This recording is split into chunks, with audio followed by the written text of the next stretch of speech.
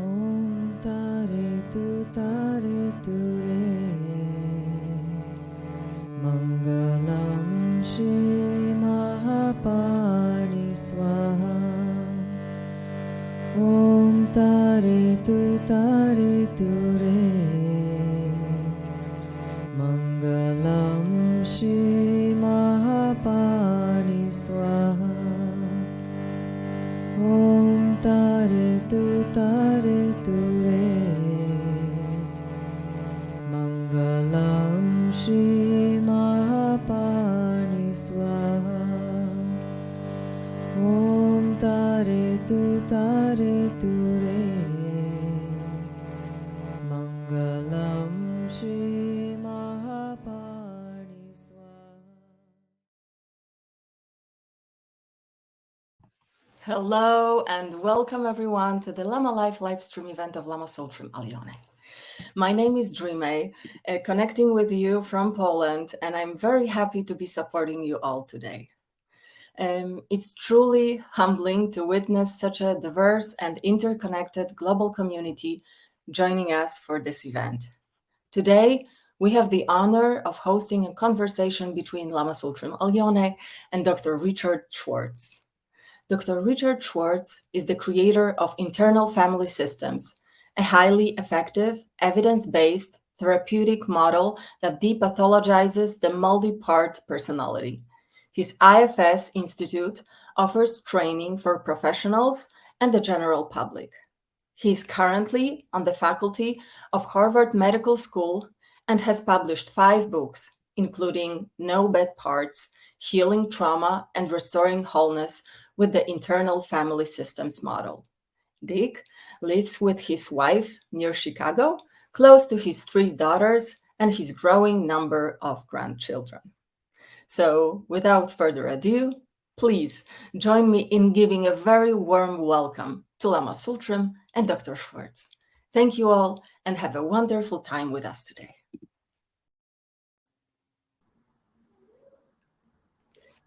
Thank you, Renee.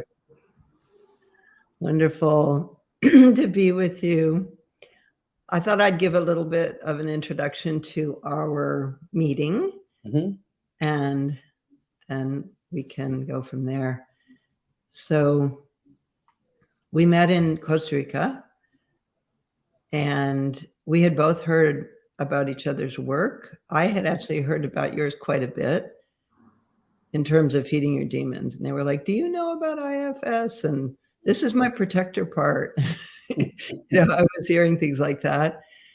And so I was really thrilled to run into you in person. And then we had a really nice connection also with your wife. And so we decided it would be great to do something together. And so this is the first time we are doing something together. Yeah. No, I am thrilled as well. I ran into your book many years ago. I can't remember how many, and was intrigued because most of the Buddhist teachings that I'd run into didn't honor what you call the demons, and instead saw them as the enemy. And so to have someone who was so explicit about there was a way to be in a loving relationship with them was really exciting to me. And so, yeah, I've been hoping we could cross paths, and there we were in Costa Rica. So maybe you could talk a little bit about how this evolved for you, how the whole attitude of sort of basically loving kindness towards these parts of ourselves, how that developed for you. Yeah. So to do that, I have to go back this is like the 40-year anniversary of the model. So I was a 33-year-old fresh PhD in family therapy and working at a research institute and training family therapists. And I was one of those obnoxious family therapists who thought we'd found the Holy Grail and you didn't need to muck around in the inner world because we could change all that by changing family structures, and did an outcome study and found that wasn't true. It didn't work for this population of bulimics that I was working with. And out of frustration, I began asking them why they weren't being healed by my powerful technique. And they started talking this language of parts. And they would say some version of, when this critic attacks me inside, it triggers this part of me that can make me feel worthless and empty. And so then the binge has to come in to fill that up. But the act of the binge triggers the critic again, who's calling me a pig on top of the other names. And then that, and initially I was worried. I thought maybe these kids were sicker than I thought, because they were talking about these parts as if they were full personalities with a lot of autonomy and relationships with each other and so on. And then I listened inside myself and, oh my God, I've got them too. And some of mine are as extreme as theirs around food. And so then I just got curious, and long story short, because initially I made the mistake that most psychotherapies and spiritual practices make, which is to think of them as the way they seem, so the critic is some kind of internalized parental voice, and the binge is an out of control impulse. And if you think of them that way, you do try to fight with them, or you try to get rid of them or ignore them. So I was having clients do that, and they were getting worse and worse. And finally, I kind of gave up on all that, because they were getting so much worse, and got curious about, I had started getting clients to just ask these parts why they were doing what they were doing. And they began to tell the story of how they thought they needed to do it to protect the client, basically. And when they disclosed that, I and the client could actually have compassion for them and get to know what they were protecting inside. And so it was just a kind of trial and error process from that point on. And then the big discovery actually wasn't just that there are no bad parts, but that, because that's the basic assumption now, is that we've all got them. It's the nature of the mind to have these, what I call parts, other people call subpersonalities, and you call demons. It's the nature of the mind, and that they're all valuable.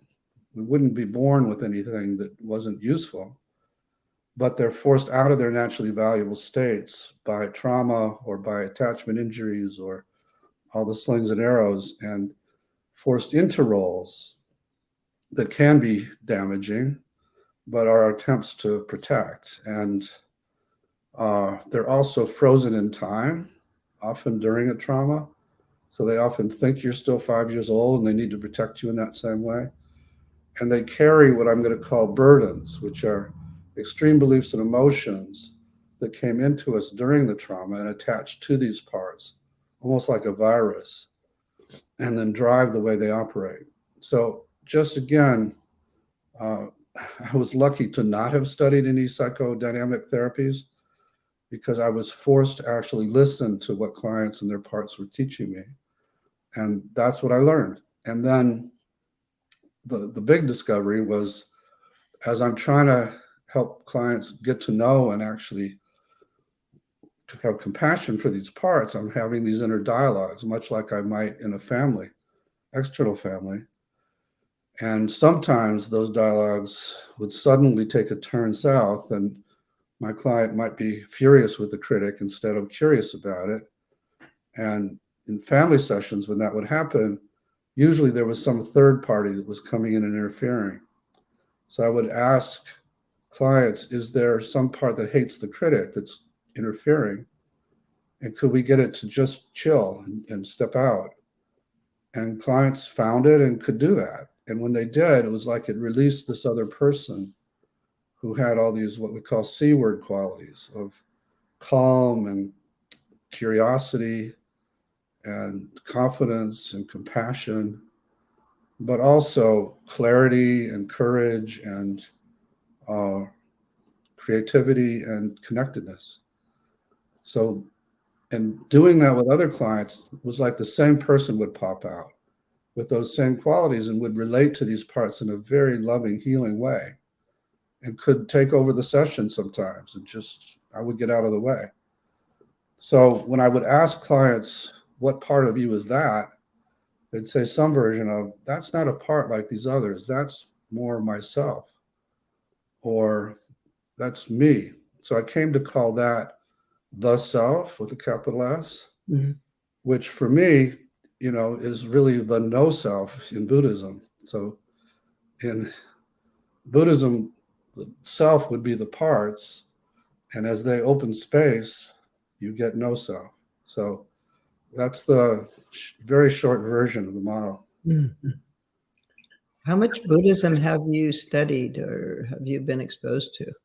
I've done a lot of reading, and I have a number of friends who are very Buddhist, and so I haven't studied directly, I would say, with with the teacher, but I'm pretty familiar with a lot of them. And as you know, there's a wide range of beliefs within the Buddhist community about this phenomenon. Yeah, and one of the principles of Buddhism is really that it's a system of inquiry rather than belief. Yeah. Of course, there are various different beliefs that are there as well, but I think that really fits with the process of IFS. Very much, yeah. Curiosity is one of the big C words. Yeah, and also that idea of basic goodness that you talk about really resonated with the Buddhist teaching of Buddha nature. Buddha nature. Yeah. Would you say that one that you talked about, that's sort of overseeing the others, the self with a capital S, that is like the Buddha nature? Very much, yeah. That's the way I would equate it. Yeah. And is that something that can not be stained or damaged? It's always there, no matter what kind of trauma you've experienced? Absolutely. That was the amazing thing, because I would work with people who had, relatively little trauma and find it. But then I started working with people that carried all the heavy duty diagnoses. I actually would, for about 20 years, I would seek out people who were borderline personality or multiple personality disorder or all those things, just to see if it was the same self. And lo and behold, it turns out self can't be damaged and is in everybody and is just beneath the surface of these parts, so that when they open space, it emerges spontaneously. Yeah. So that, I think, is very much in keeping with the Buddha nature idea. Very much, very much. And for people that have had a lot of trauma, and I remember bringing this up in Costa Rica at Blue Spirit, I was giving a talk with Dan Siegel about feeding your demons. And I talked about how we have this true nature that cannot be stained, cannot be damaged, no matter what happens. And it was amazing to see the people in the room with a lot of trauma and the relief that they physically expressed. I was looking at a big group of people, and they were talking, they were just like turning to each other and like, yeah. Go ahead. And that's who they really are, that it isn't that all the symptoms are carried by these parts, but to know it's just a part, it's not who I am. Yeah. And even that part isn't what it seems. That's very relieving. Yeah. So you say that it's evidence-based, and we've just had the first studies of feeding your demons done. And I'm just wondering, I think you've done a lot more studies than we've had. And I'm wondering what is the evidence saying about this method? Yeah, I think we've done 4 pretty good studies. There's one just being completed at Cambridge Health Alliance in Boston on PTSD with a control group, and that'll be, I think, the 5th. And the first one was a big study with rheumatoid arthritis, actually. And by just having people focus on the pain and get curious about it, and yeah, it was quite amazing because some people went into total remission. Wow. So that's just based on that study, we became what's called evidence-based. And subsequently, we've done a lot more research, mainly with PTSD, but also with depression too. Uh-huh. And do you work with this yourself, like in your private life? Do you work with your own method? Yeah, it's become a kind of life practice. So I wake up in the morning and I check in with my parts and see how they're doing. And, you know, if I'm doing something like this where a part might get anxious, I'll reassure it a bit and ask it to really trust me to show up. It doesn't have to do the talking. It can relax back. And if I notice it while we're talking, I'll just say, okay, I'm here. It's all okay. And I'll just feel this shift. So one of the goals is the transformation of these parts and the way I've been talking out of their extreme roles to become who they're really designed to be. But another goal is to help them all trust me, trust self as a leader. And so that's a lot of the life practice. It's just, you know, helping them trust it's safe to let me run my life. And that, because most of them, it turns out, I don't know if you found this, but most of them are young. They're like, in family therapy, we used to call them parentified children. They're kids who were over promoted because there wasn't anybody to help them. And they felt like they had to save the system. And so it's very comforting, as you found when you talked about that inner goodness to that group. It's very comforting to know there is somebody else in there who can handle everything. Mm-hmm. Yeah, that is reassuring, and also it actually connects you to that part by knowing that it's there. Somehow having it pointed out makes the connection. Yeah. The other thing that I notice with feeding your demons is that normally the demons are operating and they're talking to us, they're influencing and so on, but it's all kind of mushy. It's not clear. And so maybe we're being driven by an addiction demon, but it's operating kind of in the fog.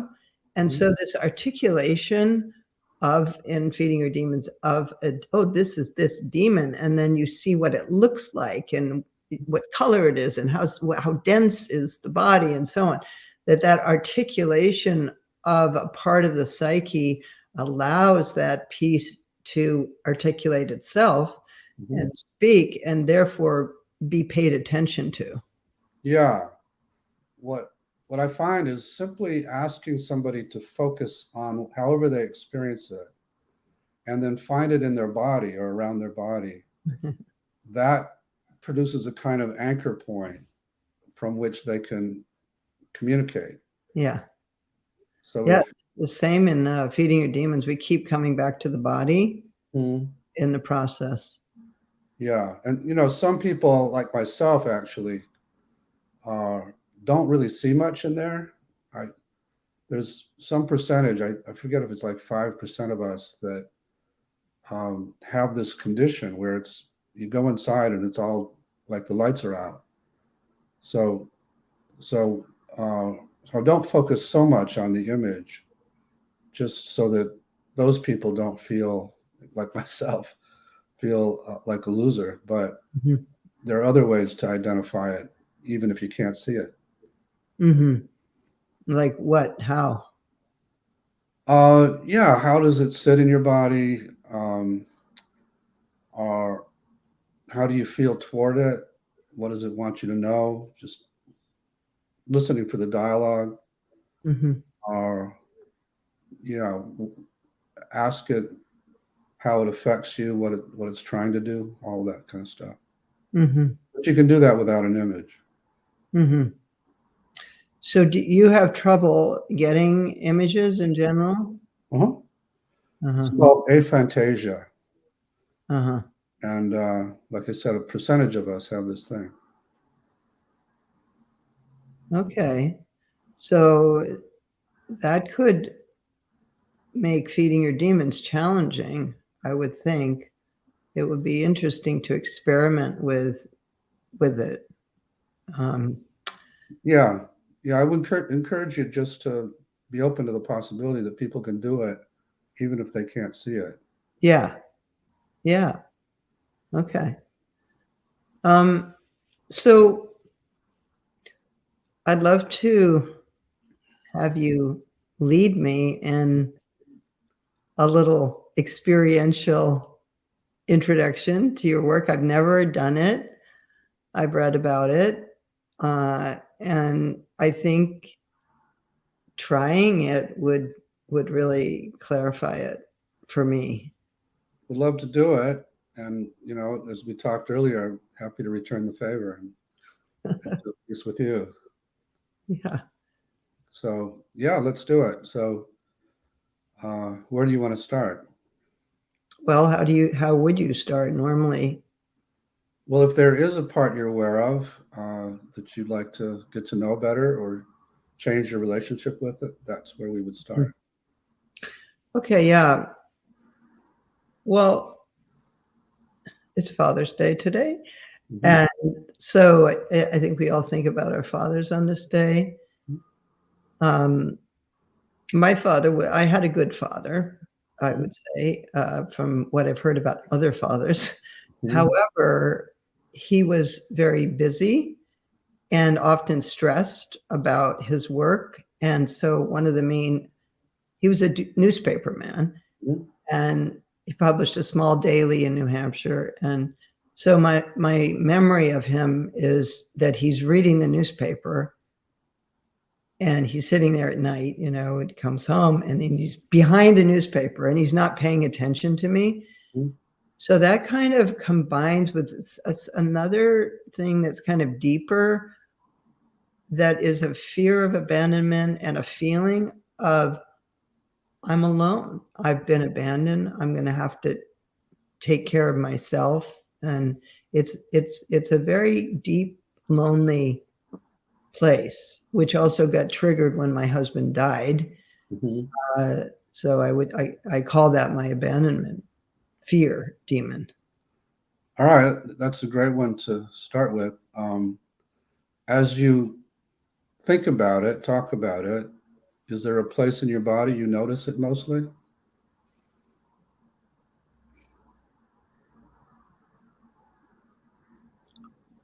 My heart. Okay.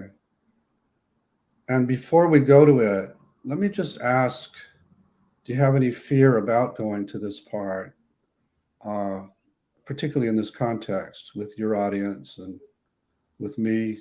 We're just getting to know each other. Just check and see if there are any protectors in there that we need to check with first.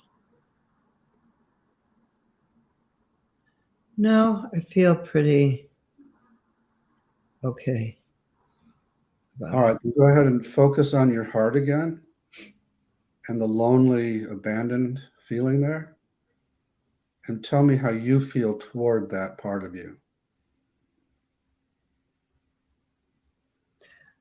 Like she should be able to take care of herself. Like she, kind of pathetic. Okay.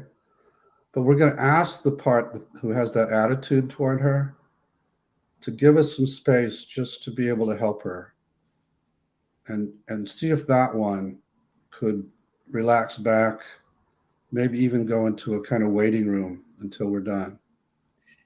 Do I actually ask out loud, or either way? Could be out loud. It could, whichever works better. Yeah. Okay, I'll do it out loud just because I think it makes it more alive. can you just Yeah. back off and go rest somewhere? And we'll get back to you. But for now, can you just step away so we can actually be with her?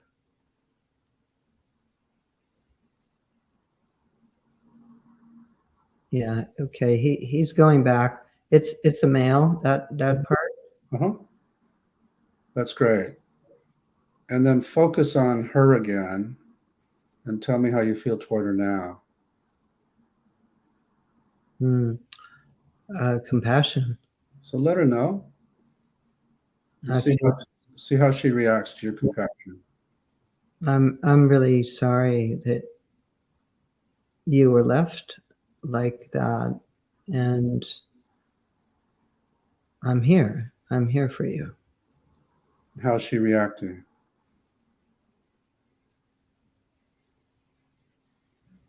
Finally. That's right. Finally. That's right.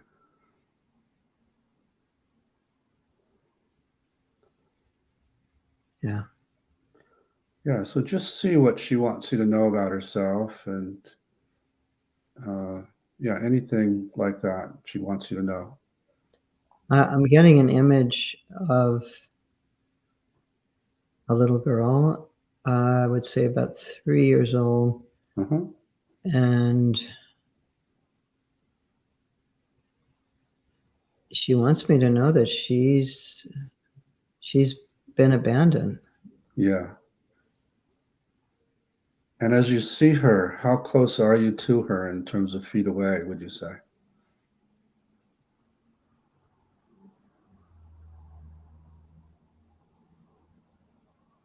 About 5 or 6 feet away. Okay. And if it's okay with her, just see if you can get a little closer to her so she can really sense your presence and your compassion. Is it okay if I come a little closer to you? Yeah, she'd actually like that. Good. So just whatever she would like from you, go ahead and She's climbing into my lap. perfect. Yeah. And what's that like for her? She's hugging me. She's relieved. That's great. Yeah. So let her know that you're going to be taking care of her. She's not going to be alone anymore. Okay, I'm gonna be here for you. You're not gonna be alone anymore. I'm right here. And if she's up for it, ask what she wants you to know about what happened to her in the past. And don't think of the answer. Just wait and see what comes. What happened to you that made you feel so alone, so abandoned?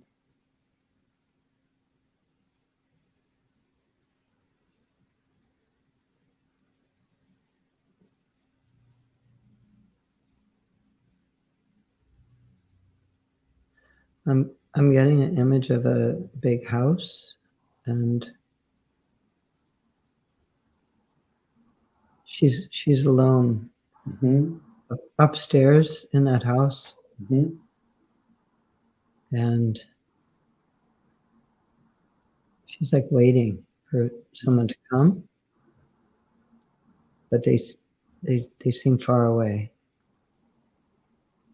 Yeah. So it's great she can show you all that and maybe ask more about what that was like for her to be so alone and distant from them. What was that like for you to be alone upstairs? It was actually scary. Okay.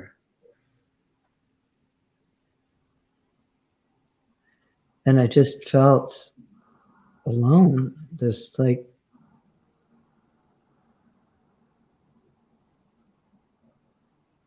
nobody's going to come. No, nobody's going to hear me.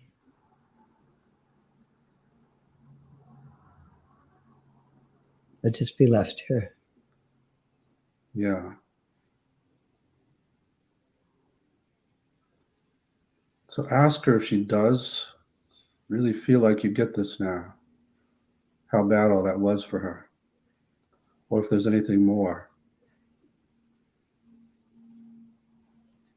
Do you feel like I understand your experience, or is there anything more that you want to tell me?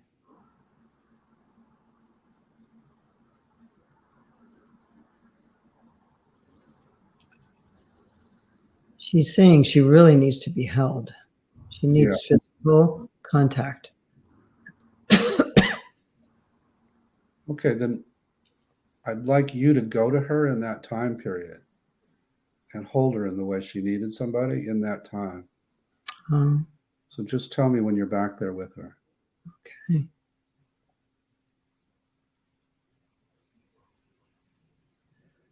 I'm going into the room, and it's a bedroom. She's in her crib, and she's been crying, and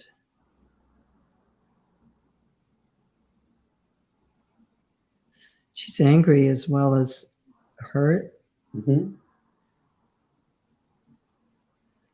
So I'm going to pick her up and take her out of the crib.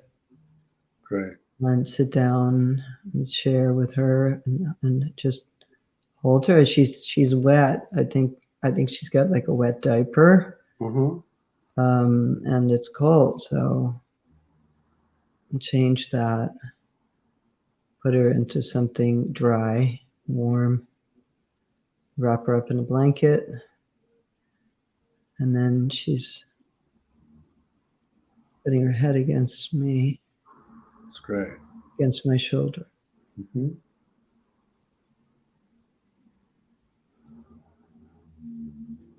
ask her now that you're there, would she want to leave that time and place with you and come to your house or somewhere in the present? You want to stay with me? Come with me? Not stay here? Yes, she wants to, but she's afraid she might get left somewhere else. What do you say to her about that? I'll keep you close to me. Yeah, good.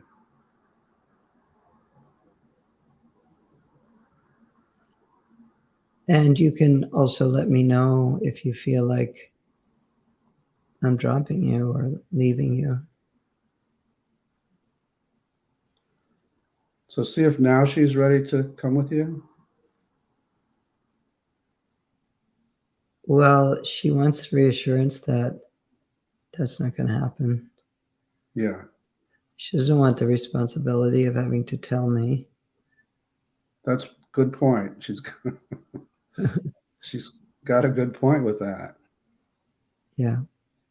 So how would it feel if you were to promise to check in with her every day, at least for a while, until she really trusted she was welcome, and you weren't going to neglect her or forget about her? Oh. Would you like me to check in with you every day and see how you're doing and keep holding you and keep you close? Would you like me to do that? Yeah, she would. So is she ready now to come with you? Are you ready to come with me if I do that? Yeah, she's actually really happy. Good. She's really happy to get out of there. Absolutely. She wants to get out of there. So just tell me when she is there with you in the present. Well,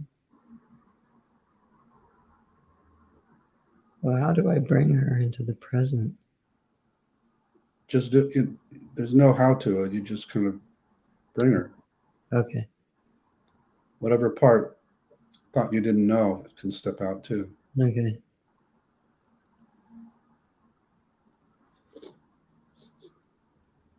Yeah. Okay, she's here. She's sitting on my lap, Mm-hmm. and she's like pressing her body against mine. Beautiful. And if it feels right, tell her she never has to go back there. And you are going to meet with her every day for a while. Oh, Make sure she's okay. you don't have to go back there. You can stay here with me, and I'll check in with you every day. See how you're doing. And with that, ask if she's ready now to unload the feelings and beliefs she got back there. Mm. Are you ready to unload the feelings that you got back there?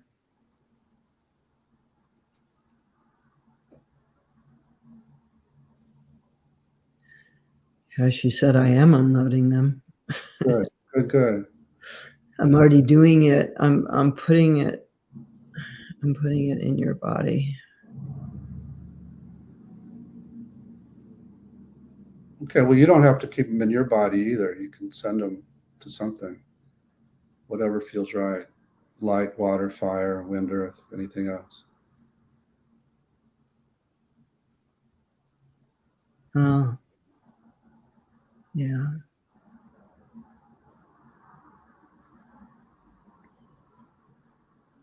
Okay, the wind is taking them. Good.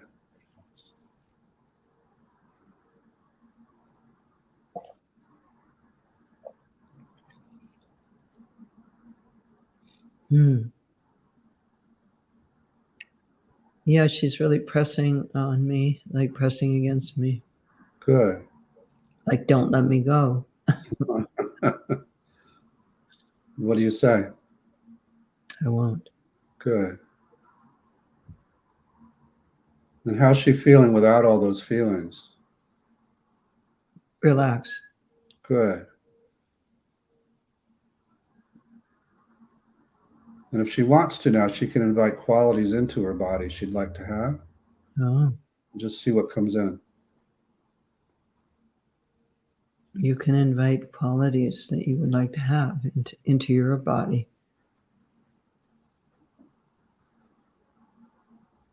Yeah, she's bringing in sunlight It's great. and happiness Mm-hmm. with that sunlight, and play, Uh-huh. fun.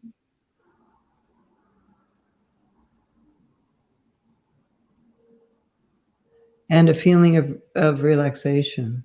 It's great. Yeah. So before we go ahead. I can feel that in my body. Fantastic. I can feel what she's feeling in my body. Mm-hmm. And before we stop, let's bring that first part back to see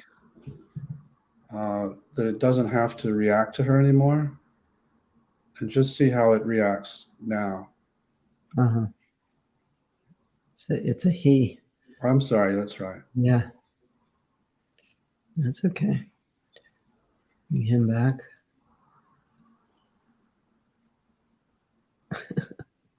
That's funny. He's like, can I get some of that? He's like seeing us hugging, and he's like, can I get in there? If she's okay with it. Yeah, let's see. No, she wants her own. Yeah, he can have another time. Yeah. Yeah, and he's okay. He's kind of like smiling. He's like, okay. Okay, that's great. Yeah. So how do you feel? How do I feel? It's really interesting to, I can still feel the three parts, Mm-hmm. and but I feel the predominant feeling I have is is those feelings that she had at the end of fun and happiness. It's terrific. Yeah. Lightness. Mhm. And he's kind of smiling on the side, like, you know, he's willing to drop it, you know, at least for now. That's fantastic. So so you, yeah, to sort of integrate this, you would check back in on it, That's right. and if in every day, and Yeah, every day. The session we did was a big one. This was a very key exile, I think. And it's great that she feels good now. uh-huh. It may not stick unless you do follow through every day for at least a month, just to make sure she knows she's not going to be forgotten and neglected by you, because that's her big issue, being abandoned and neglected. So you use the word exile. Mhm. That tell me about that. Is that like parts of yourself that you don't like? Exactly. Yeah. So we all come out of our families with an attitude towards certain parts of us, uh, and some parts like this one get hurt a lot because they're more sensitive. And once they get hurt or terrified or shamed, they can make us feel all that. They carry all that. They're stuck with those emotions. And so we don't want anything to do with them. We try and lock them away in inner basements. Yeah. And then the guy who had the attitude about her tend to come forward to keep her locked up. And so that would be a protector. He's a protector? Mm-hmm. So the protectors protect the Exiles. it's more like they're more like jailers. Yeah. Yeah. He's trying to keep her locked up. But, you know, he also is trying to keep you tough and keep her from being triggered again. Yeah. So a protector in that sense. I'm okay. That's right. I don't need anything. I'm fine by myself. Exactly. Yeah. Yeah, I definitely have that. So that would be called a protector. And then how do you work with those guys? You know, if we were to do another session, I'd have you find him, and it's great. He could be vulnerable and say he needed a hug. So you're already off to a good start with him. Okay.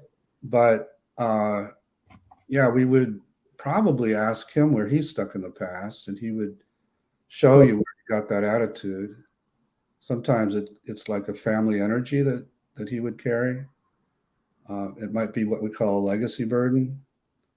And then we'd ask him if he's ready to unload that. So what's a legacy burden? it would be a belief or emotion that came into you from your ancestry, from your family. Oh, yeah. We call that family lineage demons. Okay, same thing. Yeah. Yeah, and it might have come into your lineage, you know, centuries ago from some big trauma. It just gets passed down. With feeding your demons, we make maps of these things. Do you do any drawing like that? Yeah, I mean, different people keep track of their parts in different ways, but mapping parts is a common practice. Yeah, we do like a family, like the family lineage demons on your mother's side and the father's side. And then let's say you had priest or somebody else that, you know, affected you. Like that. And then you have you, and then you have everyone next to you that's sort of like your wife or your partner or your whatever, your colleagues, and then children. Who are so fortunate to be subjected to all your demons. Amazing, yeah. Yeah, you can have that kind of map, and then you can map out the parts and how they relate to each other, and which one carries those Yeah. burdens too. It's really very interesting. Thank you. And I see a lot of relationship and some differences. And so I mean, with feeding your demons is what I'm referring to. But I really feel, I worked with this demon of the abandoned child. When it first came up was when I met my husband who died.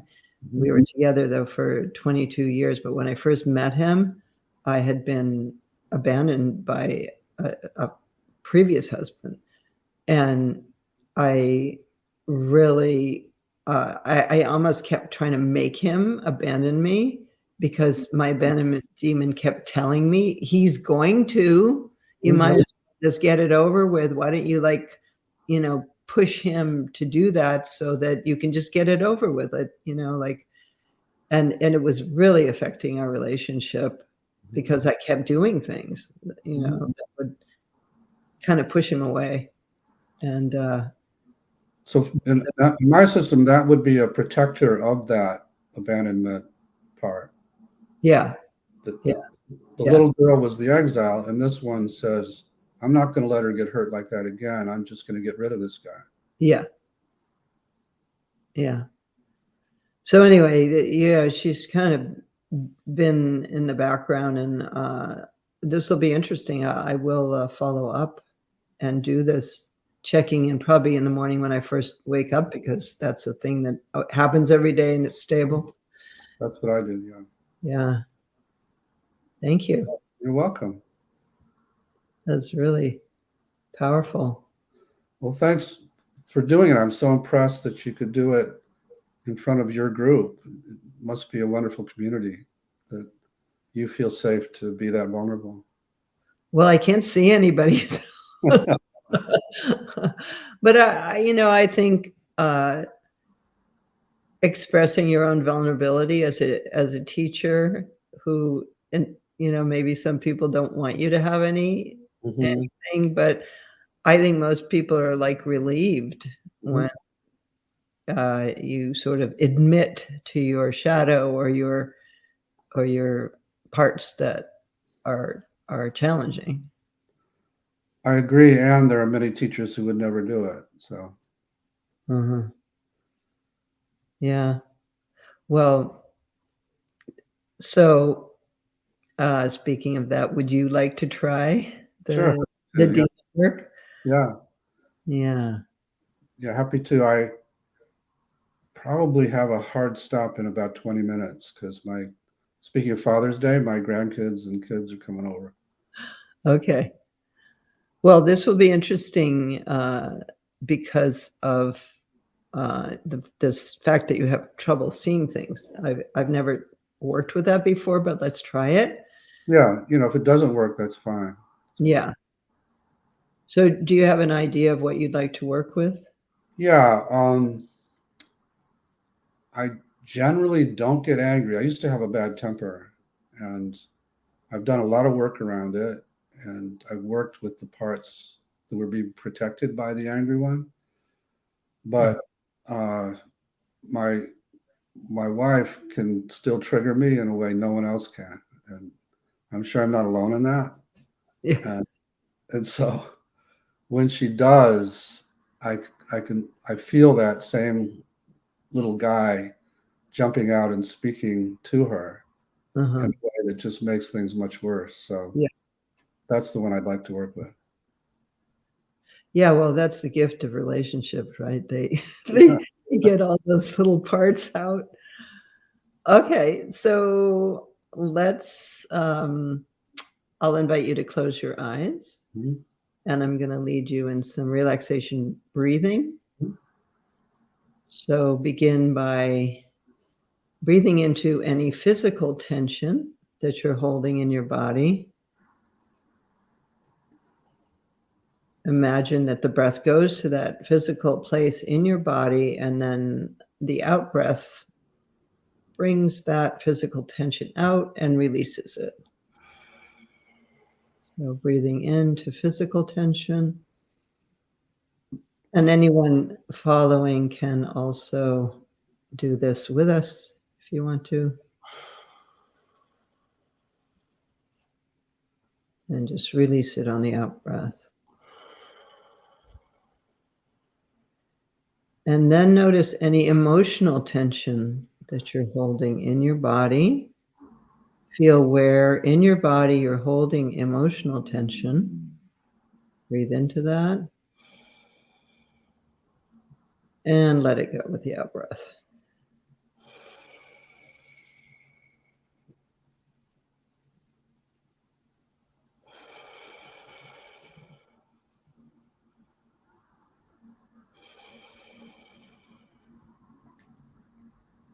And now notice any mental tension, any thoughts or worries that you might be holding. Notice where you're holding mental tension in your body. Breathe into it. And let it go with the out breath.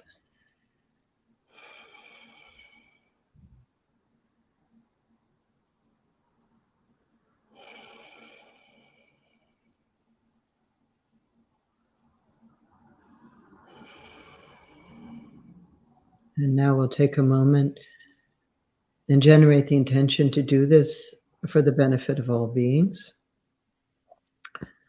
to benefit yourself and all beings, just generating a heartfelt aspiration that it's beneficial to yourself and all beings.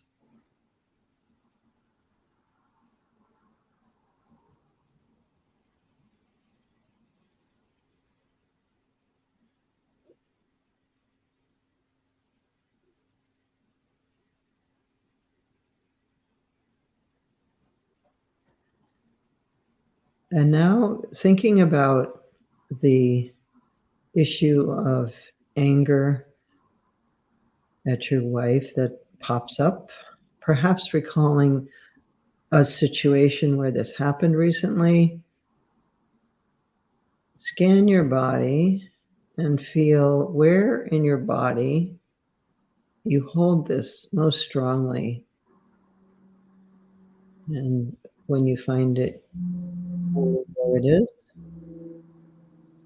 Yeah, it's in my hands and forearms right now. Yeah. Okay. So bring your attention there.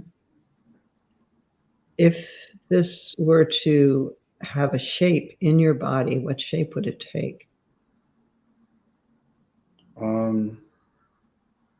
Fists, closed fists. Mm-hmm. And if it were to have a color, what color would it be? Red. Mm-hmm. And what's its consistency or texture like? It's hard, but flesh. Mm-hmm. And the temperature? It's quite warm, or maybe even hot. Mm-hmm. Okay. Hot red fists. So now intensify that feeling. Bring your full attention to it and intensify it.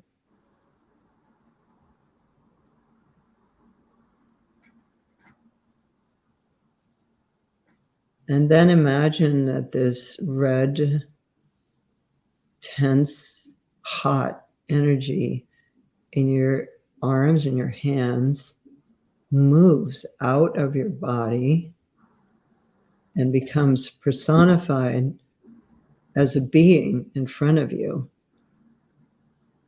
A being with arms and legs, and a head and eyes and so on. And nod your head if you can see it. I wouldn't say I can see it. I kind of, what came to me was a little devil guy. Okay. Yeah, that's seeing it. That's it. So let's notice how big is he? Small. He's actually pretty small. Like how big? Um, Like a foot or inches or? half a foot. Uh-huh. Yeah. And what color is he? He's red. Mhm. And what's the density of his body? It's hard to tell. It's not real clear what that would be, but yeah, he doesn't feel totally solid. Uh-huh. And what's the look in his eyes? Look in his eyes. What do you see?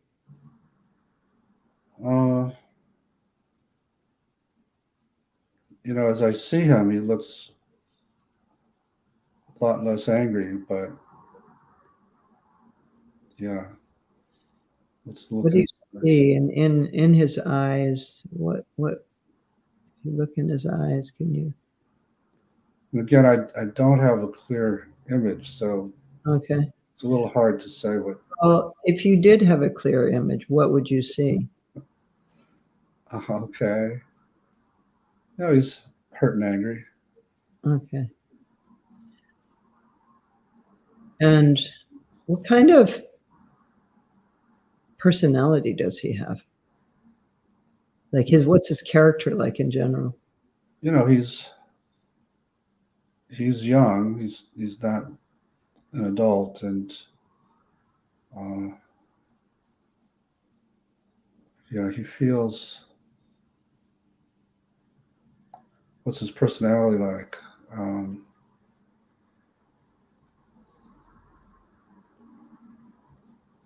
So he really, really doesn't like being messed with, or being shamed or criticized. Yeah. And I think he feels that a lot. Yeah. Okay. So now we're going to ask him 3 questions. I'll give them to you one at a time, and you'll ask them. And then you'll change places and become him. So you can just stand up where you are and face your chair or whatever. So the first question is, what do you want? So I should say that to him and then be him? Not yet. No, we're going to ask the 3 questions, and then, so what do you want? Just ask him that. Okay, what do you want? What do you really need? What do you really need? How will you feel if you get what you really need? How will you feel if you get what you really need? Okay, now change places. You can just stand up and face your chair where you're sitting now, however it works best in your situation. And take a moment and come into his body. Feel what it's like to be in that little red, angry body. Mm-hmm. And look at Dick, and how does he look from your point of view? He looks good. I like him. Yeah. Okay. Much of the time, he's good to me. So now we're going to answer those questions, and I'll give you the beginning of each answer. You're really staying in that body, that angry little body.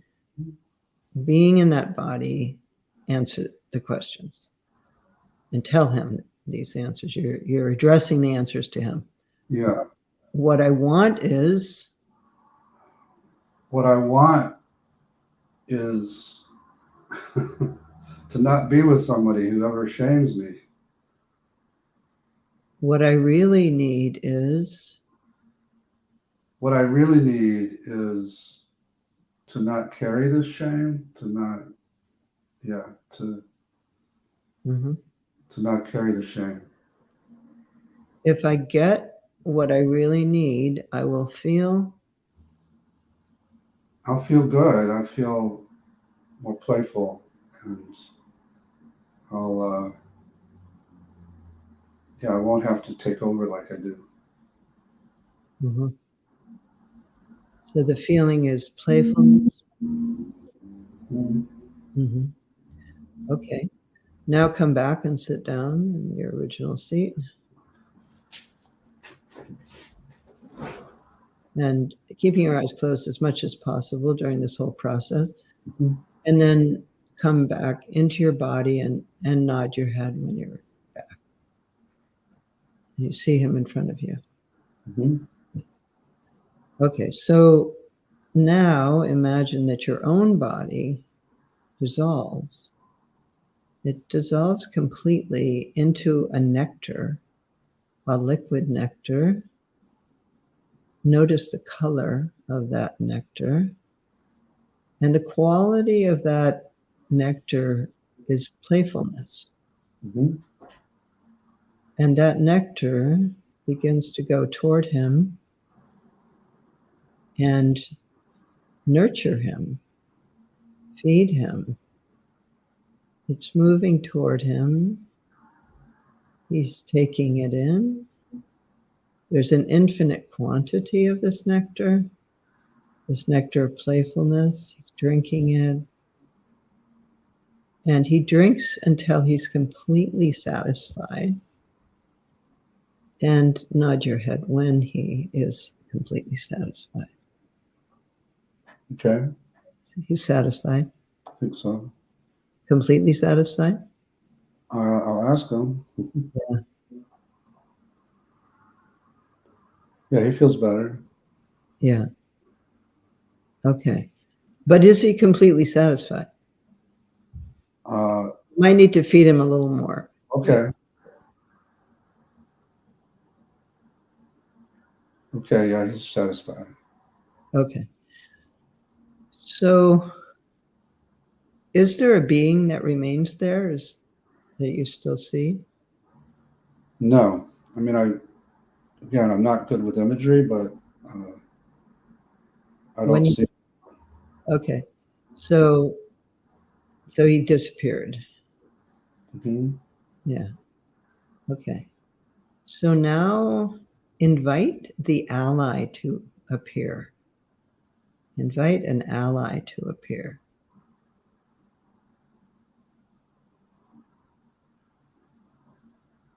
Okay. And what do you see? Again, I don't see anything, but I am aware of a guide, what I call a guide, Okay. who has a presence that I can sense. So we're gonna uh, imagine something. If you could see him, if you could just make him up, what he looks like, what would he look like?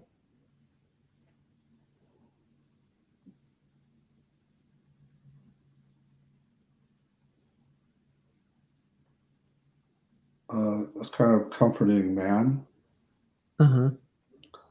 figure. A mature man. Yeah. Okay. And if you were to make him up, what would he wear, or what color is he? He's flesh colored and uh, kind of a robe. Uh-huh. And what is the look in his eyes? Uh, love. You love, yeah. Yeah. Okay. Now notice something about him that you didn't see before.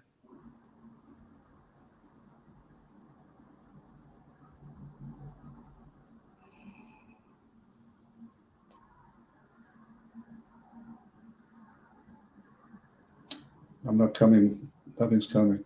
Okay. If you were to make up something that you didn't notice, what might it be? It's kind of light surrounding him. Mm-hmm. Perfect. Okay. So now we're going to ask him some questions. I'll give them to you one at a time. How will you help me? You ask him, how will you help me? Out loud? Yep. How will you help me? How will you protect me? How will you protect me? What is your pledge to me? What is your pledge to me? How can I access you? How can I access you? Okay. And now change places and become the ally. The same spot or Yeah. change? Yeah, Okay. same spot. And take a moment and come into the body of the ally. And tell me when you feel you're in his body. Okay. Okay. And now, how does Dick look from your point of view as the ally? I love him very much. I'm Mm. very proud of him. Hmm.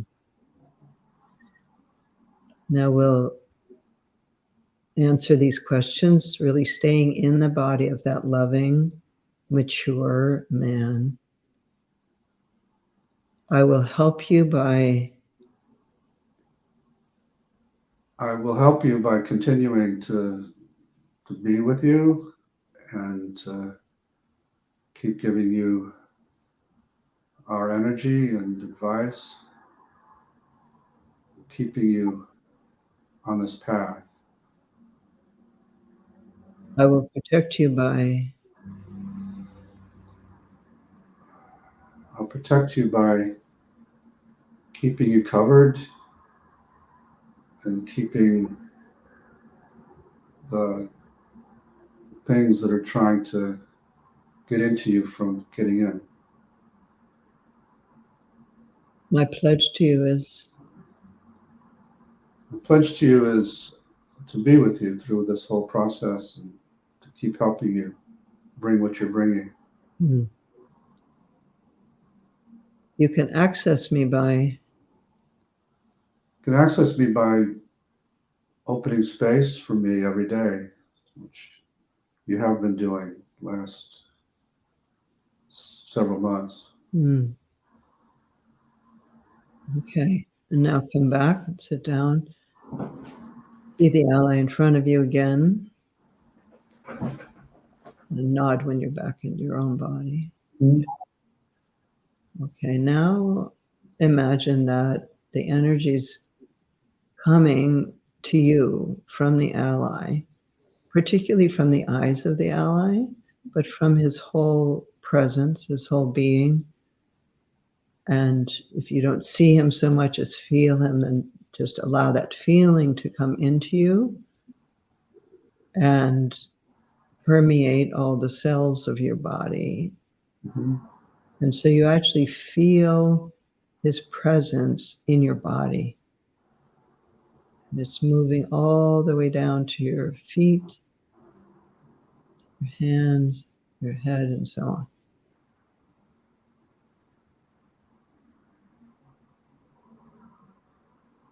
And now imagine that the ally, this mature man in the robe in front of you, dissolves into light.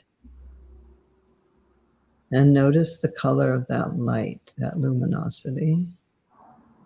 It's white.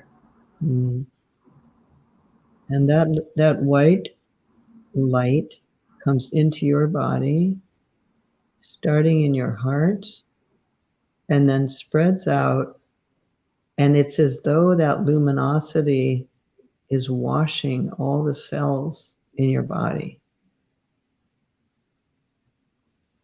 And the luminosity, the white light, travels throughout your whole system, and it's carrying with it that protective, warm, wise energy of the ally.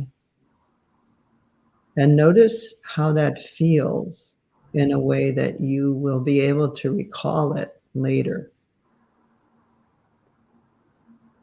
Yeah, I'm familiar with it's a kind of warm, vibrating energy Uh-huh. that, Yeah. Oh, you know that. yeah, when I meditate, that's what comes in. Yeah. Wonderful. Okay. Now you have that in you. So now you, with that integrated energy of the ally, also dissolve. You both dissolve and then rest in what's ever present after the dissolution. Just rest.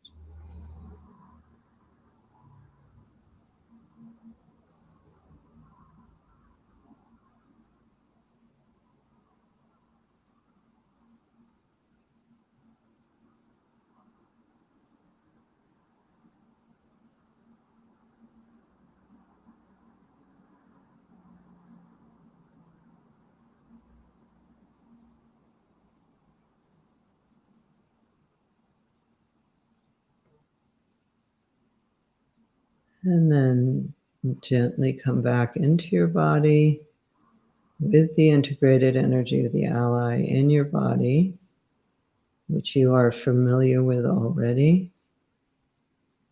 You're stabilizing it.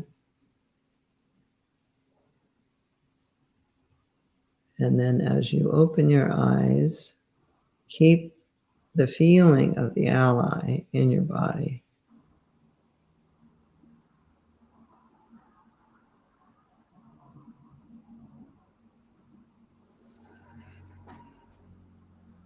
Yeah, thank you. That was really powerful. Yeah,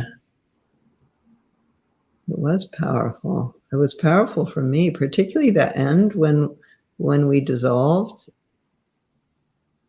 and we just were present. It was, I'm aware of time and that you don't have a lot of time, so I didn't stay there long, but it kept getting bigger. Right. Yeah.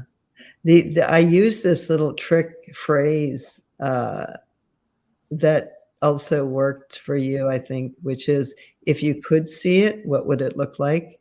Uh-huh. Yeah. I I You tricked me into it. Yeah, I always use that whenever anyone says, "I can't see it," or I can't see the demon, I can't see the alley. Well, if you could, what would it look like? Because there's a part of the unconscious that blocks, and that kind of somehow gets around that. Yeah. Well, this has really been amazing. I'm really interested to see what the comments are, of people. Yeah. They're liking it. It's so powerful to see such wonderful teachers exchanging their practice and healing openly. Wow, that's beautiful. Um, it is really interesting that we both came to these things from such different directions, Mhm. but the articulation of parts and then really speaking to them and paying attention to them and then integrating. Mhm. Yeah, I agree. It's, you know, I know that you were inspired by a manuscript or a teaching, right? Was Well, it? yeah, there's an 11th century Tibetan woman teacher who teaches a practice where you feed your body, Mhm. not only to the demons, that also to the Buddhas and Bodhisattvas and so on. But I took sort of a piece of that where you feed it to the demons, and then it was actually a teaching method to teach this traditional practice. That's how I developed feeding your demons. It was really as a sort of a method to make this more real for the people, because it's done in Tibetan and you sing and you're doing a bell and a drum, and Mhm. it can be really kind of impersonal. Yeah. So how could I make this personal? And then that's how it developed. Yeah. Yeah. It's really cool. Yeah. And like I said, I've got to go see my grandkids. So Yeah. Yeah. That's great. And thank you so much, and have that guy, that beautiful guy, be with your grandchildren. Yeah, I feel him. Yeah.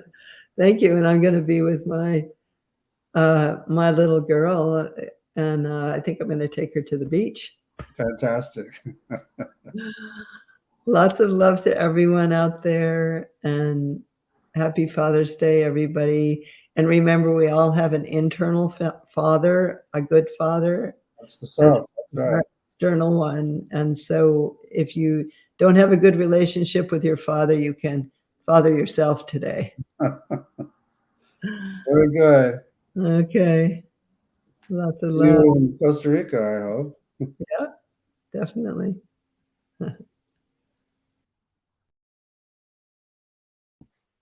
Thank you so much, Lama Tsultrim and Dr. Schwartz. It was truly an honor and pleasure to have the opportunity to listen to you both today and to witness this whole powerful process. Just wow, thank you. Your work has just been so invaluable in helping so many, and thank you for your unwavering dedication and passion.